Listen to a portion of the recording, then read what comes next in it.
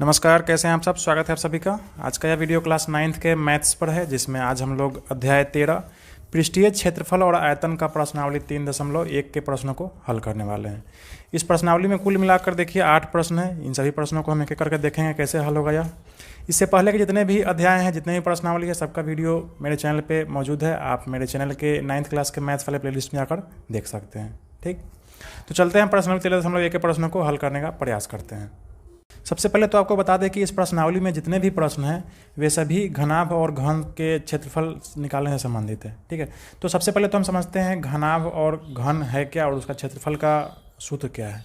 चलिए सबसे पहले हम आकृति को समझते हैं। यह जो आकृति है यह घनाभ का आकृति है। घनाभ को इंग्लिश में क्यूबाइड कहते हैं। और यह जो आकृति है सो घन का है। ठीक है, घन को इंग्लिश में क्यूब कहते हैं। ठीक, घनाभ का सबसे अच्छा उदाहरण हो सकता है ईंट, ठीक, या फिर कार्टून का डब्बा हो सकता है। और देखिए यह माचिस का डब्बा है, यह भी हो सकता है। यह घनाभ के आकार का है। ठीक, इसमें कुल 6 फलक होते हैं, 6 सरफेस होते हैं। देखिए 1 2 3 4 5 और यह 6। ठीक, और यह जो घन होता है, इस घन में जैसे घन का सबसे अच्छा उदाहरण हो जाएगा लूडो का छक्का। आप लूडो खेलते होंगे, उसका जो छक्का होता है आप देखिएगा उसका 6 सतह है और 6 सतह जो होता है वह एक समान आकार का होता है। ठीक, यानी लंबाई, चौड़ाई और ऊंचाई जो होगा वह तीनों एक समान होगा। तो वैसा आकृति को हम लोग घन कहेंगे। ठीक, और इस तरह का जो आकृति होगा इसको हम लोग घनाभ कहते हैं। और इसी का क्षेत्रफल निकालने से संबंधित हमारा प्रश्नावली में प्रश्न है। तो सबसे पहले देखिए घनाभ का जो पृष्ठीय क्षेत्रफल है, यानी total surface area of cuboid, कुल पृष्ठ क्षेत्रफल। जैसे इस घनाभ में 6 सतह है, 1 2 3 4 5 6 गिने हैं अभी। तो 6 सतह का जो क्षेत्रफल होगा वह कितना होगा, 2 into LB plus BH plus H into L। ठीक है, LB plus BH plus HL। Length L मतलब लेंथ, B मतलब ब्रेथ और H मतलब हाइट। ठीक है, लंबाई, चौड़ाई और ऊंचाई। जैसे देखिए इस घनाभ में देखिए यह जो होगा सो यह जो भुजा होगा यह L होगा। ठीक, यह जो भुजा होगा सो B होगा, यह लंबाई और यह चौड़ाई। ठीक, और यह जो होगा यह ऊंचाई होगा। ठीक है, इसको आप H लिख सकते हैं। इस तरह से आपका पृष्ठीय क्षेत्रफल जो है वह 2 into LB plus BH plus HL, आप इस तरह का सूत्र लगा के निकाल सकते हैं। अब हम चलते हैं घनाभ का पार्श्व पृष्ठीय क्षेत्रफल। यह पार्श्व पृष्ठीय क्षेत्रफल क्या है। ठीक, तो देखिए इस घनाभ में अगर आप 2 फलक को छुपा देंगे, जैसे मान लीजिए यह घनाभ है ऐसे रखा हुआ है। ठीक, तो इसका ऊपर वाला सतह और यह नीचे वाला सतह, इस दोनों को अगर आप हटा देंगे तो क्या बचेगा, यह एक सतह बचेगा, यह दूसरा सतह बचेगा, यह तीसरा और नीचे वाला इधर चौथा सतह बचेगा। ठीक, तो मात्र इसी चारों सतह का क्षेत्रफल जो निकलता है उसको हम लोग पार्श्व पृष्ठीय क्षेत्रफल कहते हैं। ठीक है, इसका सूत्र है 2 into LB L plus B into H। ठीक, पार्श्व पृष्ठीय क्षेत्रफल को इंग्लिश में कहते हैं लेटरल सरफेस एरिया। ठीक है, अब देखिए घनाभ में घन में आते हैं हम। ठीक है, घन को इंग्लिश में क्यूब कहते हैं। घन का जो पृष्ठीय क्षेत्रफल होता है वह 6 इंटू भुजा स्क्वायर होता है। ठीक है, जाहिर सी बात है घन है तो इसका सभी सतह जो है एक समान आकार का होगा। लंबाई, चौड़ाई और ऊंचाई यह तीनों क्या होगा, एक ही आकार का होगा। यह A है तो यह भी A होगा और यह भी A ही होगा। ठीक है, तो इसका पृष्ठीय क्षेत्रफल क्या हो जाएगा, 6 गुने भुजा स्क्वायर यानी 6A स्क्वायर। ठीक, घन का पार्श्व पृष्ठीय क्षेत्रफल क्या हो जाएगा, तभी आपको हम बताए हैं पार्श्व पृष्ठीय क्षेत्रफल में जैसे 6 को सतह है तो ऊपर वाला और नीचे वाला घटा देते हैं, मात्र बच गया 4 गो। तो 4 को पृष्ठ का क्षेत्रफल निकालने के लिए क्या सूत्र हो जाएगा, 4 इंटू भुजा स्क्वायर यानी 4A स्क्वायर। यह हो जाएगा घन का पार्श्व पृष्ठीय क्षेत्रफल यानी lateral surface area of cube. ठीक, तो क्षेत्रफल का सूत्र आपको पता हो गया। अब चलिए अब हम प्रश्न को हल करते हैं। चलते हैं इसके पहले प्रश्न पे। देखिए इसका पहला प्रश्न जो कह रहा है कि 1.5 मीटर लंबा, 1.25 मीटर चौड़ा और 65 सेंटीमीटर गहरा प्लास्टिक का एक डिब्बा बनाया जाना है। ठीक है, प्लास्टिक का डिब्बा कैसा होगा, तो देखिए ऐसा ही होगा। आप ऐसे ही घन का आकार बनाएंगे, देखिए इस तरह से। देखिए ये प्लास्टिक का डब्बा हो गया। यह ऊपर से जो है यह खुला हुआ है। ठीक है, चारों बगल से बंद है। कार्टून का डब्बा देखते हैं ना, वैसे ही प्लास्टिक का डब्बा बनाया जाना है जो ऊपर से क्या है, खुला हुआ है। 1.5 मीटर लंबा है। इसका लंबाई कितना है, 1.5 मीटर। ठीक, चौड़ाई कितना है, 1.25 मीटर। इसका चौड़ाई है सो 1.25 मीटर है। ठीक, और गहराई कितना है, 65 सेंटीमीटर। यह जो गहराई है इसका कितना सेंटीमीटर है, 65 सेंटीमीटर। तो 65 सेंटीमीटर को हम लोग मीटर में बदल लेंगे क्योंकि तीनों एक समान रहना चाहिए। अब देखिए आपको क्या ज्ञात करना है, इस डिब्बे को बनाने में कुल कितना प्लास्टिक लगा। तो हमको प्लास्टिक ज्ञात करने के लिए हम क्या करेंगे, टोटल सरफेस एरिया यानी कुल पृष्ठीय क्षेत्रफल निकाल लेंगे और ऊपर वाला क्या करेंगे, हम स्वतः घटा देंगे क्योंकि ऊपर से खाली है। ठीक, यही है पहला में। और दूसरा में कह रहा है कि इस सीट का मूल्य यदि 1 मीटर स्क्वायर सीट का मूल्य 20 रुपया है तो कुल सीट बनाने में कितना खर्च होगा वो ज्ञात करना है। तो जितना इसका कुल क्षेत्रफल आएगा उसको हम क्या करेंगे, 20 से गुना कर देंगे तो हमारा वो भी आंसर आ जाएगा। अब देखिए इसको हम हल कैसे करेंगे। तो देखिए आपका लेंथ दिया हुआ है कितना, 1.5 मीटर, ब्रेथ दिया यानी चौड़ाई दिया हुआ है 1.25 मीटर, ठीक है, और ऊंचाई दिया है आपको 0.65 मीटर। यहाँ देखिए 65 सेंटीमीटर दिया है तो 65 में आप 100 से भाग देंगे तो 0.65 मीटर निकल जाएगा। सबको मीटर में रखेंगे तब आपका आसानी से आंसर आ जाएगा। ठीक, अब देखिए डब्बा बनाने के लिए आवश्यक प्लास्टिक सीट का जो क्षेत्रफल है वह कैसे ज्ञात होगा। तो ऊपर वाला खाली रखना है, ठीक है, डब्बा का ऊपर वाला जो सतह है खाली रहेगा तो हम क्या करेंगे, कुल पृष्ठीय क्षेत्रफल ज्ञात कर लेंगे और उसमें से घटा देंगे क्या, ऊपरी फलक का क्षेत्रफल। यह जो ऊपर वाला फलक है इसका क्षेत्रफल घटा देंगे। कुल पृष्ठीय क्षेत्रफल का सूत्र यही है। ठीक, और ऊपरी फलक का क्षेत्रफल क्या होगा, लेंथ गुने ब्रेथ, पूरी सतह का जो क्षेत्रफल ज्ञात करना होगा। तो कैसे ज्ञात करेंगे, लंबाई गुने चौड़ाई, ठीक है, वही कर देंगे। अब देखिए कैसे करेंगे, तो 2 into L into B, L कितना है 1.5 इंटू बी कितना है 1.25 प्लस है तो प्लस बी इंटू एच यानी 1.25 गुने 0.65 प्लस एच एल क्या हो जाएगा, देखिए एक है एच है 0.65 गुने एल हो जाएगा 1.05। अब इतना में से आपका घट जाएगा कितना, देखिए इतना में से आपका घट जाएगा एल इंटू बी यानी 1.5 गुने 1.25।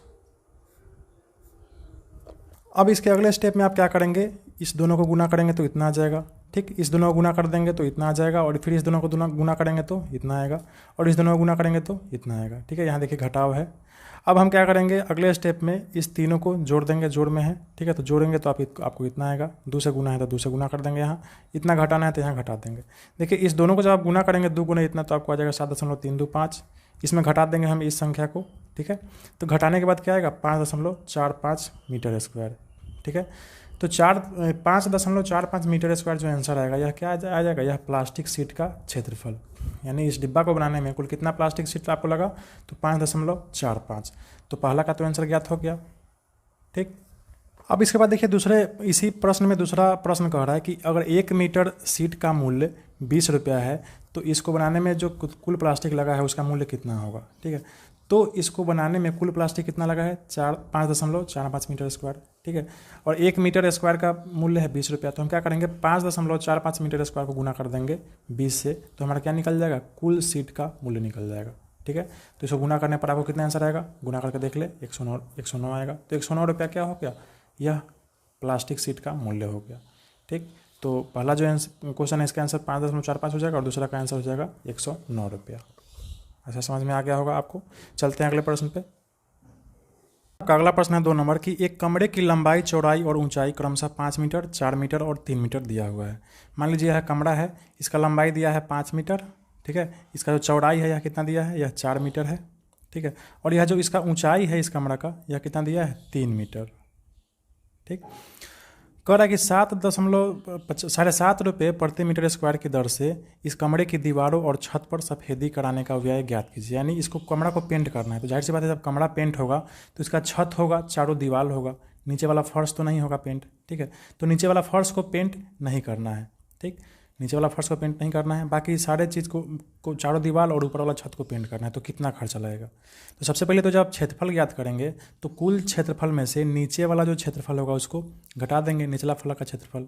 ठीक, और जितना आएगा उस क्षेत्रफल में हम क्या करेंगे 7.5 रुपये से गुना कर देंगे, आंसर आ जाएगा।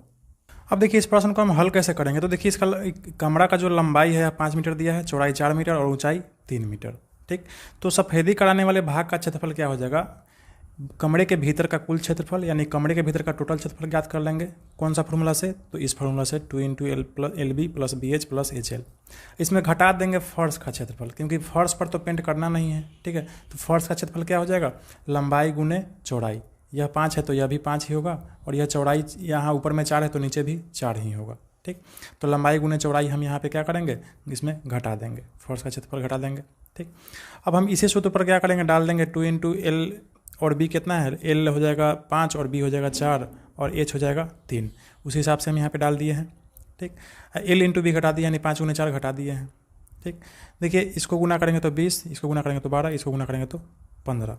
ठीक। उसके बाद 5 चौका 20 हो जाएगा। अब देखिए इस तीनों को जोड़ के 47 आ जाएगा। 2 गुना है तो यहाँ 2 से गुना कर देंगे, 47 दूना क्या हो जाएगा 94। ठीक। घटाओ 20 है तो 20 घटा देंगे, यह कितना हो जाएगा 74 मीटर स्क्वायर। यानी इस कमरे में हमको टोटल कितना भाग में सफ़ेदी करवाना है, तो 74 मीटर स्क्वायर भाग में क्या करना है, सफ़ेदी कराना है। ठीक। अब कुल खर्च आपको ज्ञात करना है कि कितना खर्चा लगेगा। तो देखिए सफ़ेदी कराने का जो खर्च है यह 7.5 रुपया प्रति मीटर स्क्वायर आपके क्वेश्चन में दिया हुआ है, यानी 1 मीटर स्क्वायर में कितना खर्चा होना है 7.5 रुपया। ठीक। कुल कितना मीटर स्क्वायर क्षेत्रफल है, तो 74 मीटर स्क्वायर क्षेत्रफल आपका आया है। ठीक। तो हम क्या करेंगे 74 में गुना कर देंगे, कुल खर्च याद करने के लिए 74 में 7.5 रुपये से गुना कर देंगे, आ जाएगा 555। आप गुना करके देख लें। ठीक है। तो 555 रुपया आंसर हो जाएगा, यानी कुल पूरे रूम को पेंट कराने का खर्च कितना लगेगा 555 रुपया। ठीक है। ध्यान रखेंगे कि फर्श को पेंट नहीं कराना है, तो फर्श का क्षेत्रफल घटा के ही हम आंसर ज्ञात करेंगे। ठीक है। तो आप इस तरह से इस प्रश्न को हल कर सकते थे। चलते हैं अगले प्रश्न पे। अगला प्रश्न देखिए कह रहा है 3 नंबर कि किसी आयतकार हॉल के फर्श का परिमाप 250 मीटर है। यदि 10 रुपये प्रति मीटर स्क्वायर की दर से चारों दीवारों पर पेंट कराने की लागत 15,000 है, तो इस हॉल की ऊंचाई ज्ञात कीजिए। देखते हैं प्रश्न कैसे हल होगा। चलिए इस प्रश्न को हल करते हैं। हॉल के फर्श का जो परिमाप है वह कितना दिया हुआ है 250 मीटर। ठीक है। तो फर्श का जो परिमाप होता है, किसी भी चीज़ का जो परिमाप होता है, किसी भी चीज़ का नहीं, आयत का जो परिमाप होता है वह उसका सूत्र क्या होता है 2 × L + B। ठीक है। तो जब फर्श का परिमाप 250 मीटर है तो जाहिर सी बात है 2 × L + B बराबर क्या होगा 250 मीटर होगा। ठीक है। ये तो क्लियर है। अब देखिए आगे आपने देखा है कि पार्श्व क्षेत्रफल का जो सूत्र होता है वह 2 × L + B × H होता है। ठीक। तो हम क्या करेंगे, हॉल के चारों दीवारों का क्षेत्रफल ज्ञात करेंगे। तो जाहिर सी बात है नीचे वाला फर्श और ऊपर वाला छत को छोड़ देंगे तो वह चारों दीवार का क्षेत्रफल क्या हो जाएगा, पार्श्व क्षेत्रफल हो जाएगा। पार्श्व क्षेत्रफल में यही होता है, ऊपर और नीचे वाला जो फलक होता है इसको छोड़ देते हैं हम लोग। ठीक। इसका सूत्र क्या होता है 2 × L + B × H। ठीक है। अब ध्यान दीजिए इसका जो फर्श का परिमाप है 2 × L + B बराबर 250 है, यहाँ भी 2 × L + B सूत्र में है। ठीक है। तो हम इतना के बदला में 250 तो लिख ही सकते हैं आसानी से। ठीक। तो 250 H यह क्या हो गया, हॉल के चारों दीवार का क्षेत्रफल हो गया। ठीक। इतना मीटर स्क्वायर मान लीजिए। अब देखिए इसी प्रश्न में आगे कह रहा है कि 10 रुपये प्रति मीटर स्क्वायर की दर से पेंट कराने का जो लागत है वह कितना है 15,000 रुपया है। ठीक है। यानी सिर्फ चारों दीवारों पर ही पेंट करना है। प्रश्न में साफ साफ दिया हुआ है कि चारों दीवारों पर ही पेंट करना है। तो चारों दीवारों का क्षेत्रफल कितना है 250 H। ठीक है। और इस 250 H क्षेत्रफल में 10 रुपये प्रति मीटर स्क्वायर की दर से पेंट कराने का खर्च कितना है 15,000 रुपया। ठीक है। तो हम क्या करेंगे, इतना में 10 से गुना कर देंगे तो हमारा इतना आ जाएगा। ठीक है। कुल खर्च बराबर 250 H यानी टोटल क्षेत्रफल गुने 10 रुपये प्रति मीटर स्क्वायर की दर से खर्च हो रहा है। ठीक है। कितना हो जा रहा है 15,000 रुपया। तो हम यहाँ से क्या करेंगे, H का वैल्यू निकाल लेंगे, ऊंचाई ज्ञात कर लेंगे आसानी से। देखिए यह जो H है यहाँ H लिख देंगे और 250 और 10 को इधर नीचे बटा में कर देंगे। ऐसी बात है उधर जाएगा गुना में है तो इधर क्या हो जाएगा भाग में हो जाएगा। ठीक। एगो सोना से एगो सोना कट जाएगा, ये सोना से यह सोना कट जाएगा और यहाँ 150 और नीचे 25 है तो 25 × 150 होता है। ठीक है। तो यहाँ से H बराबर क्या आ गया आपका 6 आ गया। ठीक है। नीचे लिखेंगे कि अतः हॉल की ऊंचाई बराबर 6 मीटर आंसर। ठीक है। एकदम आसानी से आ गया आंसर। चलते हैं हम अगले प्रश्न पे। किसी डिब्बे में भरा हुआ पेंट 9.375 मीटर के क्षेत्रफल पर पेंट करने के लिए पर्याप्त है।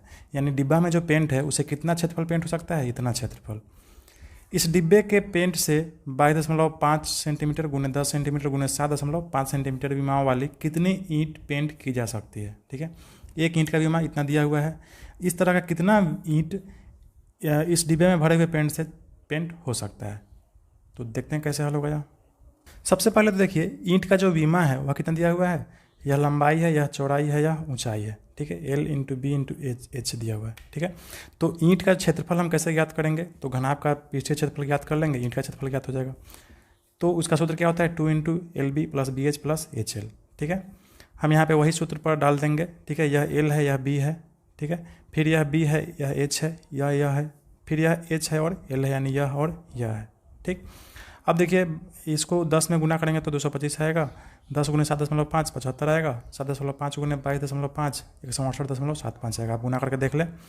इस तीनों को आप जोड़ेंगे तो 468.75 आएगा। 2 से गुना करेंगे तो यह आ जाएगा 937.5 सेंटीमीटर स्क्वायर। ठीक है, तो एक ईंट का जो विमा है, एक ईंट का जो क्षेत्रफल है, कुल क्षेत्रफल वह कितना है 937.5 सेंटीमीटर स्क्वायर। अब इसके आगे देखिए डब्बा में कुल पेंट कितना है, कितना क्षेत्रफल के लिए है, तो 9.375 मीटर स्क्वायर क्षेत्रफल को पेंट करने के लिए है। ठीक है, अब आपको यह ज्ञात करना है कि कुल पेंट होने वाले ईंटों की संख्या कितनी है। तो कुल पेंट होने वाले ईंटों की संख्या में हम के लिए क्या करेंगे, टोटल जितना क्षेत्र पेंट हो सकता है इसमें हम भाग देंगे एक ईंट की पृष्ठीय क्षेत्रफल से।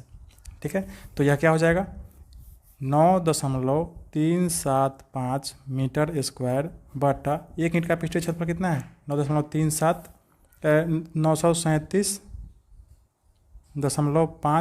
सेंटीमीटर स्क्वायर, यही है।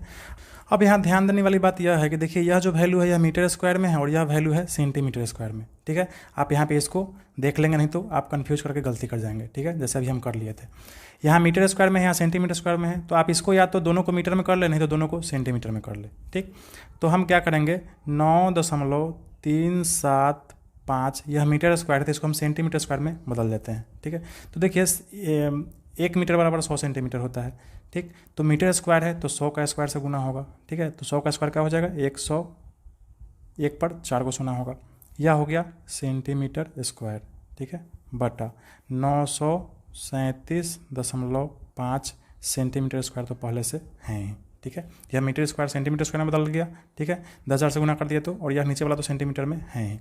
अब आराम से आप क्या कीजिए, इसको भाग दे दीजिए। अब देखिए चूंकि यह इतना बड़ा संख्या है तो इसको भाग करने के लिए हम थोड़ा सा दिमाग लगाएंगे। सबसे पहले तो हम क्या करेंगे, इस वैल्यू को जितना है उतना ही नीचे उतार देंगे। ठीक, देखिए यहाँ दशमलव है, दशमलव जब हटता है तो नीचे में क्या होता है, बटा के नीचे 1 दिया जाता है गुना में। ठीक है, और दशमलव के बाद कितना संख्या है 1 2 3, तो 3 को जीरो चढ़ जाता है, हो गया, दशमलव हट गया। इस संख्या में से दशमलव हटाना है तो दशमलव को हटा देंगे, ऊपर में हम क्या करेंगे 1 लिख देंगे। दशमलव के बाद कितना संख्या है, 1 संख्या है, तो दशमलव के बाद 1 के बाद 1 जीरो लगा देंगे, ये हो गया। ठीक है, अब हम क्या करेंगे 0 से 0 को काट देंगे। देखिए यहाँ पे 1 शून्य से यह 1 शून्य कट जाएगा, यह 2 शून्य से यहाँ पर देखिए यह 2 शून्य कट जाएगा। ठीक, यहाँ देखिए 9375 है, यहाँ भी 9375 हो गया, तो यह दोनों कट जाएगा। ठीक, आपके पास क्या बच गया, यही मात्र बच गया 100, तो बराबर हो जाएगा 100।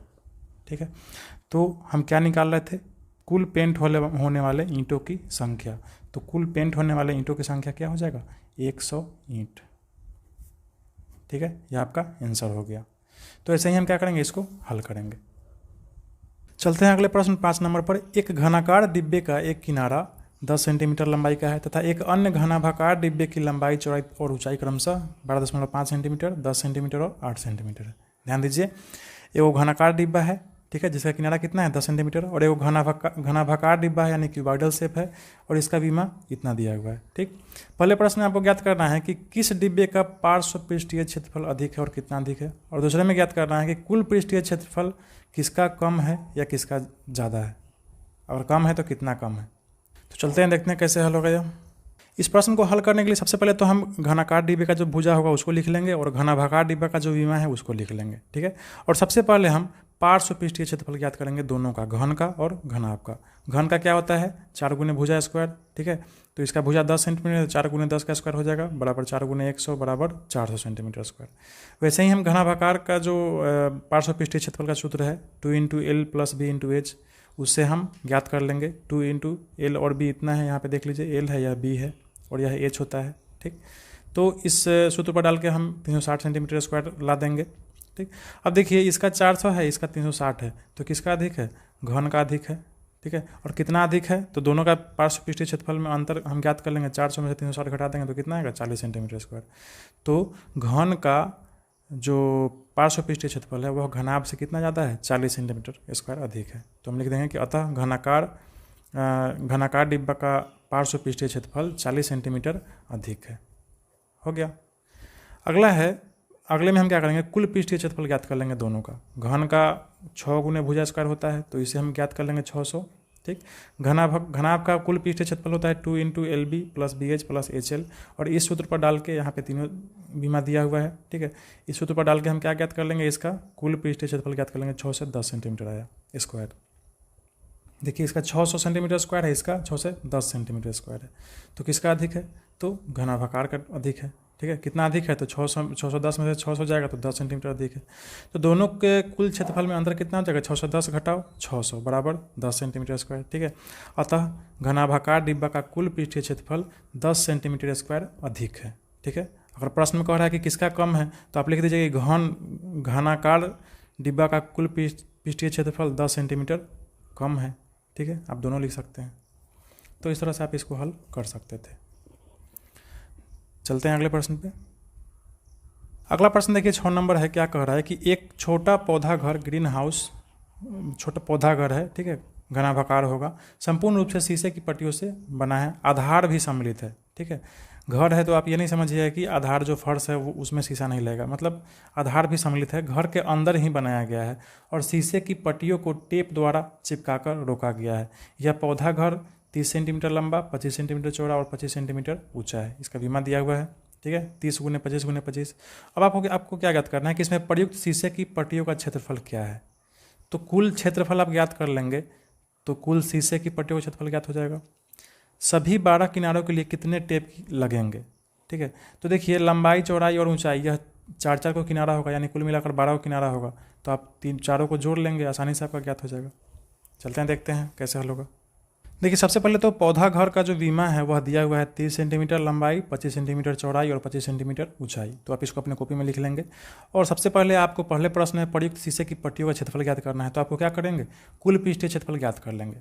इस सूत्र से आसानी से आपका आंसर आ जाएगा। 12 किनारों की लंबाई आपको ज्ञात करना है। तो देखिए किसी भी घनाभ में 4 लंबाई होता है, 4 चौड़ाई होता है और 4 ऊंचाई होता है, ठीक है। तो आप इस चारों को अगर जोड़ देंगे तो क्या हो जाएगा, 4 बाहर आ जाएगा और लंबाई जोड़ चौड़ाई जोड़ ऊंचाई आ जाएगा। यह सूत्र हो गया, ठीक। तो आप इस तरह से उसका 12 किनारों की लंबाई ज्ञात कर सकते हैं। इससे आपको पता चल जाएगा कितना टेप जरूरत पड़ेगा, ठीक।